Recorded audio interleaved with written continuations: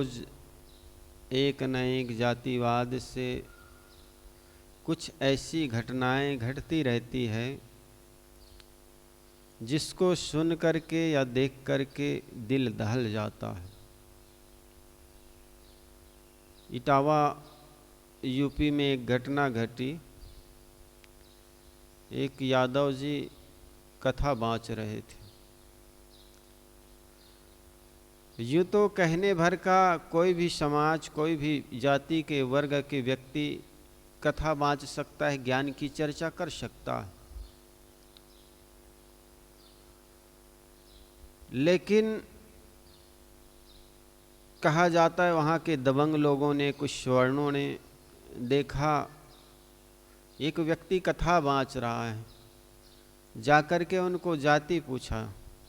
उसने कुछ सकुचाया, आधार कार्ड मांगा, तो पता चला वो यादव समाज के हैं। कथा बाँचने वाला आदमी मुकुटमणि यादव और उनके साथी संत कुमार यादव थे।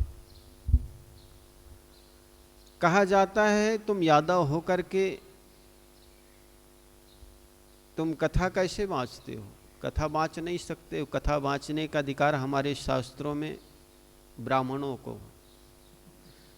माफ़ी मांगो। माफ़ी मांगाया गया। इतना ही नहीं, उनके मुंडाए गए। इतना ही नहीं, उनके शिखा भी काट दिए गए। ये शिखा के कारण पूजे गए।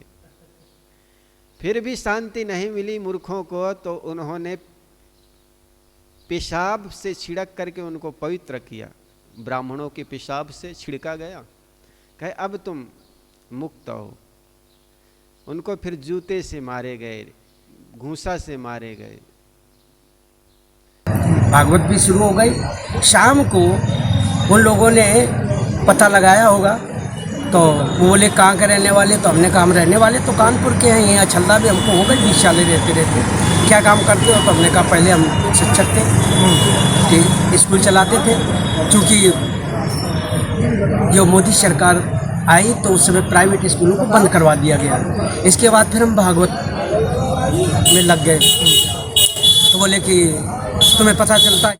हमने कहा नहीं साहब, हम यादव हैं। तो बोले कि आरडी दिखाओ। तो हमने कहा आरडी तो हम लाए नहीं, आधार कार्ड। बोले कि तो हमने कहा नंबर ले लो हमारा, हमारे घर से पता लगा लो। तो इन्होंने नंबर लिया, हमारे बेटे से पूछा, तो बेटे का नाम जैसे आरडी में हम क्लिक किया तो उसका नाम याद है, राज यादव। इन्होंने कहा कि ये 103 डेयरी है यहाँ पे ब्राह्मणों के गांव में, तुम यादव होकर के क्या भागवत कहने आए हो? और इन्होंने बहुत हमें मारकूट करना शुरू। कथावाचक हूँ। वो हमारे छोटे आचार्य जी हैं, सहायक व्यास जी, संत सिंह जी। आपके साथ क्या घटना हुई? मेरे साथ पहले तो उन्होंने मुझे बंदी बना लिया, मोबाइल छीन लिया। उसके बाद उन्होंने 25,000 रुपए दंड लगाया। 25,000 रुपए ले लिए, एक जंजीर ले ली और एक अंगूठी ले ली। अंगूठी 4 ली थी, 3 वापस कर दी। ऐसा बता रहे हो कि आपसे भी कोई सामान? हाँ, मारा भी है हमको लात घूसों से। और उसके बाद उन्होंने पैर छुपाए। उसके बाद जब पैसा ले लिए, जंजीर ले ली, उसके बाद उन्होंने जो है चोटी हमारी काटी। पहले हमारे आचार्य जी की काटी, फिर हमारी चोटी काटी और बजरंगबली के जयकारे लगाए। उसके बाद हमको वहां से निकाल दिया। वजह ये थी हम जाति के यादव हैं और उन्होंने कहा हमें ब्राह्मण वक्ता चाहिए।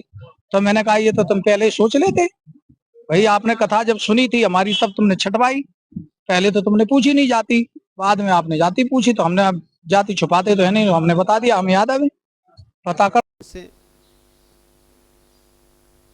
विश्वास करने वाली जैसी बात ही तो है।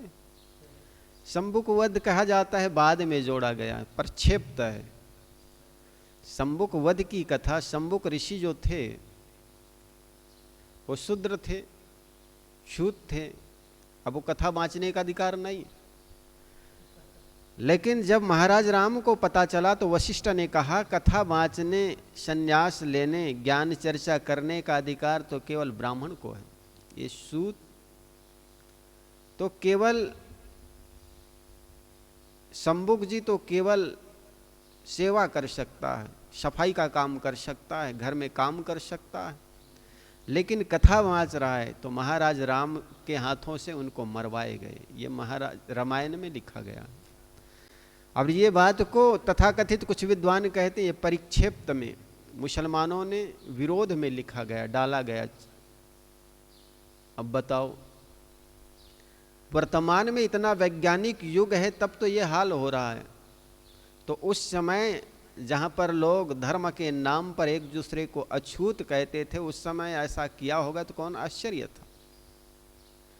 ये सब घटनाओं को देख करके ऐसा लगता है वास्तव में जातिवाद इतना कट्टरता से इस देश में भरा रहा कि एक आदमी को जातिवाद के नाम पर जो वर्ण व्यवस्था है उनके विपरीत कोई घटना कोई काम करता है तो उसको वध किया जाता था। कुछ वर्ष पहले, 100 वर्ष अभी ज़्यादा नहीं हुआ है, दक्षिण भारत में एक केरल नामक जगह है और केरल के उस क्षेत्र में त्रिवणकोर नाम का एक राज्य था और उस त्रिवणकोर के जो राजा था वो श्रवण था। उन्होंने एक नियम बनाया था कि ब्राह्मण को छोड़ करके अगर गैर ब्राह्मणों की स्त्रियां अगर स्तन पर कपड़ा रखती है तो उनको टेक सपटाया जाए। नागोली नाम की एक स्त्री थी, उन्होंने कहा जैसे अन्य माताएं स्त्रियां रहती वैसे हम भी रह सकती, सार्वजनिक स्थानों में हम भी अपने स्तन पर कपड़ा रख सकती हैं। तो वो रख करके चली गई, कपड़ा रखती थी तो सवर्णों को बड़ा पीड़ा हुई, दर्द हुआ। उन्होंने कहा तुम अगर स्तन पर कपड़ा रखती हो तो तुम्हें मुलाकर टैक्स पटाना पड़ेगा, चेस्ट कर, कपड़ा रखने पर चेस्ट कर जिसको मुलाकर कहते थे।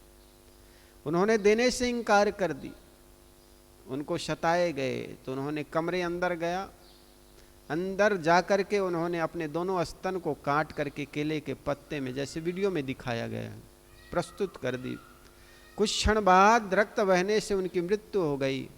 उनके पति उनके चीते के साथ जल गए और तब से बड़ा विद्रोह हुआ, समाज में बड़ा आंदोलन हुआ, फिर उस टैक्स को हटाया गया।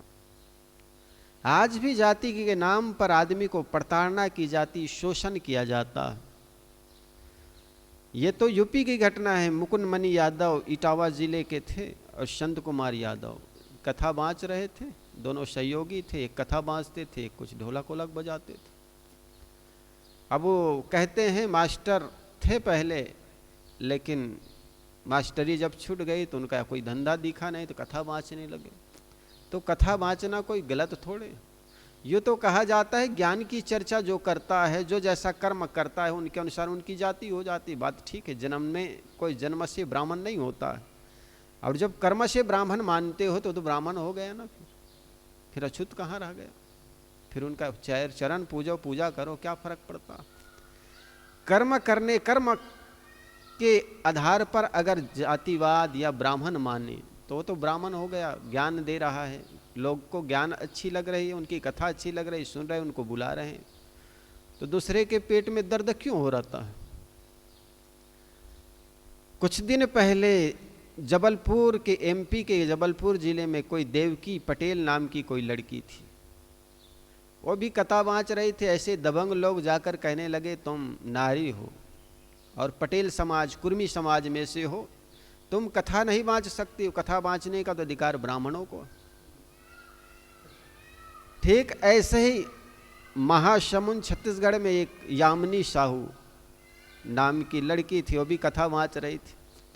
दबंग लोगों ने जाकर कहा तुम तो उस चौराहे पर मोजरा कर सकती हो, नाच सकती हो, लेकिन कथा बाँचना तो ब्राह्मणों का काम है, तुम कथा बाँच नहीं सकती। आज भी जाति के नाम पर व्यक्ति का शोषण होता। ज्ञान की चर्चा करना कोई किसी व्यक्तिगत समाज का अधिकार थोड़े है। पहले रहा होगा जब वर्ण व्यवस्था रही होगी, लेकिन आज तो हमारा यह देश कोई वर्ण व्यवस्था के हिसाब से, शास्त्रों के हिसाब से नहीं चलता, बल्कि संविधान के हिसाब से चलता है। और संविधान हर व्यक्ति को यह अधिकार देता है, ज्ञान चर्चा कोई भी व्यक्ति कर सकता है, शास्त्रों का अध्ययन कोई भी व्यक्ति कर सकता है, और जिनके अंदर में हुनर हो, ज्ञान हो, वो ज्ञान चर्चा कर सकता है। अभी कुछ दिन पहले जो परिवहन मंत्री बने, उन्होंने एक डाटा निकाला था बिहार की, दिल्ली के अंतर्गत कुछ ऐसे भी ब्राह्मण लोग हैं जो सफाई काम करता, बहुत से हजारों लोग अभी रिक्शा चला रहे हैं। तो जिस प्रकार हम कहते हैं कि ज्ञान चर्चा कोई भी कर सकता है, उसी प्रकार सफाई का काम कोई भी कर सकता। इसमें दोनों वर्गों को पीड़ा होती है जातिवाद के नाम पर। कुछ ब्राह्मण वर्ग ऐसे भी हैं जो जाति के नाम पर उसको आरक्षण नहीं मिलता है, तो वो छुप करके, चोरी छुपे अपना जाति बदल करके नौकरी पर लग गए, बहुत से ऐसे लड़के। और इसी प्रकार अब शोषित वर्गों में, एसटी एससी वर्गों में अपनी जाति छुपा करके कुछ कथा वाचन भी कर रहे हैं। ये समाज की व्यवस्था है, इसमें कुछ बदल करना चाहिए। किसी व्यक्ति का मूल्यांकन उससे जाति से नहीं बल्कि उनके गुण कर्मों से करना चाहिए। और तथाकथित कुछ जगतगुरु हैं जो इस पर शास्त्रों का हवाला देकर कहते हैं कि वे जाति क्यों छुपाते। अरे व्यक्ति का मूल्यांकन ज्ञान बांच रहा है, जो व्यास गद्दी पर बैठ करके उनकी क्या जाति हो सकती। और ऐसे मूर्ख लोग जिसको मानव कहलाने लायक नहीं, वो संत बनकर सदगुरु जगतगुरु बनकर बैठ गए। अरे वह मानव, संत तो दूर, मानव भी नहीं कहला सकता है जो जाति पूछे। संत तो वो है जिनके हृदय में किसी प्रकार के भेदभाव ना हो, केवल मानव मानव एक समान, जिनके हृदय में मानवता के प्रति प्रेम हो, वो संत। उनके भक्त किसी भी जाति वर्ण के हो, क्या फर्क पड़ता। आज जाकर के देखिए, जाति व्यवस्था इनके आश्रमों में इतनी ज़्यादा है कि गैर समाज के व्यक्ति कोई जगतगुरु नहीं बन सकता, साधु नहीं बन सकता।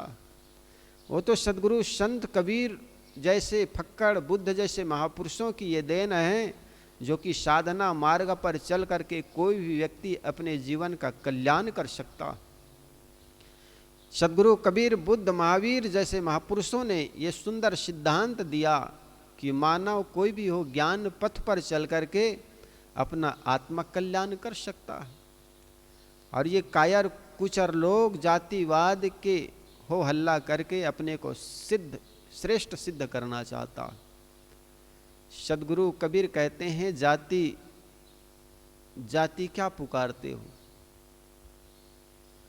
ज्ञान पूछ लीजिए। जाति न पूछो साधु की, पूछ लीजिए ज्ञान। बिना कसौटी कैसे हो, पड़े रहन दो म्यान। संतों की जो संत ही क्या, मनुष्यों का मूल्यांकन उनके कर्मों से होना चाहिए। ब्राह्मण समाज में भी कुछ शराब पीते हैं, मांस खाते हैं, बलि के नाम पर, भगवान को बलि के नाम पर मांस खा रहे हैं, शराब पी रहे हैं। बंगाल के अधिकतर पंडित, बिहार के बहुत से ऐसे पंडित हैं जो बिना मछली के चावल नहीं खाते, भोजन नहीं करते। इसलिए मैं कहता हूँ, बहुत से ऐसे एसटी एससी के लोग हैं जो मीट मांस गुटखा तंबाकू से कोसों दूर रहते हैं, बड़े सात्विक जीवन रहते हैं। वो ब्राह्मण से क्या कम है क्या। इसलिए मैं कहता हूँ, किसी व्यक्ति का मूल्यांकन उनके जाति से मत करो, बल्कि उनका मूल्यांकन उनके गुण कर्मों से करो।